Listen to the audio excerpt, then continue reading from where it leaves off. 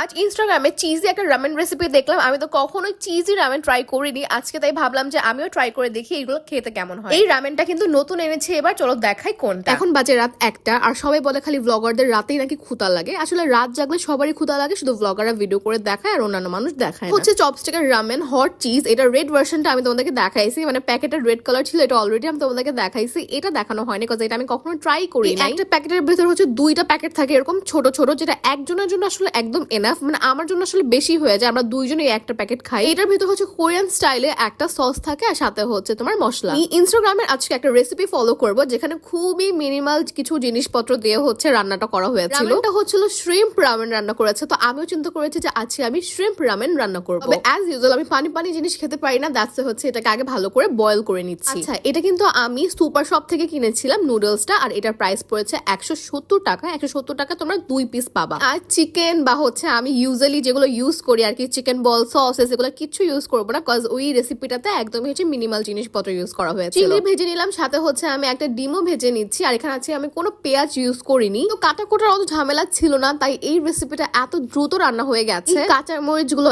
এত ঝাল আর দেখতে এত সবুজ, এত সুন্দর লাগতেছে। রান্নার পরে তোমাদেরকে দেখাবো। আচ্ছা যাই হোক, এখন সবকিছুকে ভালো করে আমি ভেজে নিচ্ছি। 2-3 মিনিট ভাজার পর আমি এখন এর ভেতর নুডলস গুলো দিয়ে দিচ্ছি। নুডলস এর প্যাকেটে যে ঝাল টাইপের সসটা দেখায়, তোমরা অনেকেই ভাববা এটা হয়তো অনেক ঝাল হবে কারণ একদম কালারটা লাল, একটু পরে দেখাবো। আর আগে আমি সোয়া সস আর চিলি সস অ্যাড করতেছি। তো যেটা বলছিলাম, দেখতে অনেক এই যে এটা অনেক রেড মনে হয় অনেক বেশি ঝাল হবে, আসলে এরকম কিছুই না। এটা মোটেও ঝাল না, নর্মাল একটা সস। আর আমার মতো স্পাইসি লাভারদের কাছে তো এটা কিছুই ছিল না। ডাকের গুলো অনেক ঝাল হয়, তবে এটা একদমই ঝাল ছিল না। যাই হোক, সবশেষে হচ্ছে আমি মশলাটা অ্যাড করে আরো ভালোভাবে নেড়ে দিচ্ছি। সবকিছু অ্যাড করার পরে কিন্তু এরকম লাল লাল একটা লুক আসছে, তবে একটু ঝাল হয় নাই টু বি অনেস্ট। এরপর আমি এই চিজটা এনেছিলাম লাস্ট বার, আমার কাছে এটা অ্যাভেলেবেল ছিল, ভাবলাম যে এটাই আমি ট্রাই করে দেখি কেমন হয় খেতে। কিন্তু প্যাকেটের গায়ে তোমাদের ভালো করে দেখিয়ে দিয়েছি এটার নামটা কি, আর তোমরা হচ্ছে এটা যদি একবার ট্রাই করো এটার ফ্যান হয়ে যাবে। চিজটা সেই মজা খেতে, একবার ট্রাই করো তোমরা। যাই হোক, আমার রান্না শেষ, এখন আমি এগুলোকে ঢেলে নিব। আর চিজটা খুব ভালোভাবে মেল্ট হয়ে গেছে অলরেডি, দেখে মনে হচ্ছে